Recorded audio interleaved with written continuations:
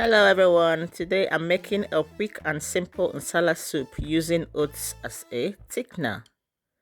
So let's get started. In a pot, I'm going to add my protein of choice. I'm going to be using chicken and beef for this recipe.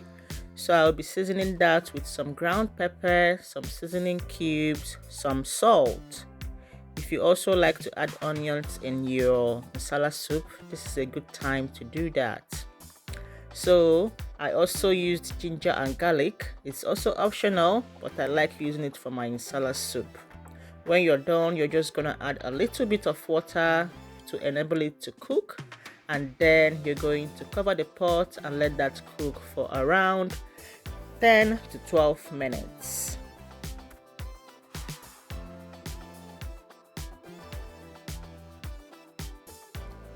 This is it after 10 minutes, so I'm going to go ahead and add my dried fish, and then I'm also going to add enough water to cook the meat until it's tender and flavorful.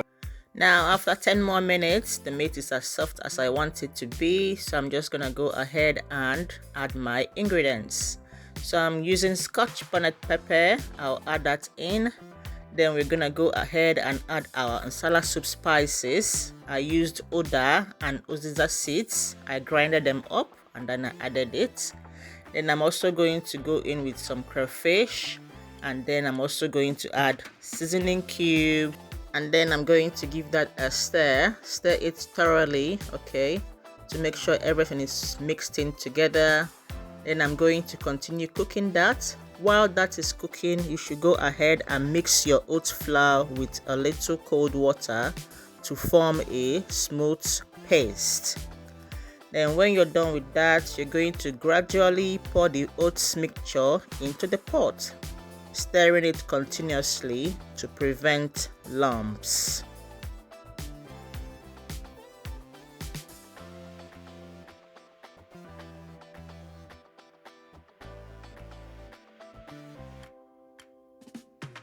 Then you're going to allow the soup to cook for 5 to 7 minutes until it's thickened to your preferred consistency. After that, you're going to add the chopped uziza leaves, or if you're using scent leaves, that goes as well, and cook it for another 2 minutes.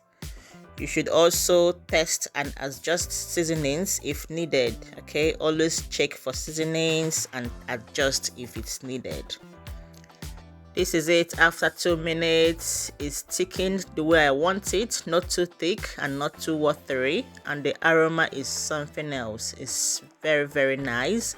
You wouldn't even notice that it's used with oats instead of yam. So, and just like that, your quick and simple Nsala soup is ready. It's rich, hearty, and packed with flavor. You can serve this with any swallow of choice or your favorite swallow. Thank you so much for watching. I'll see you in the next one. Bye.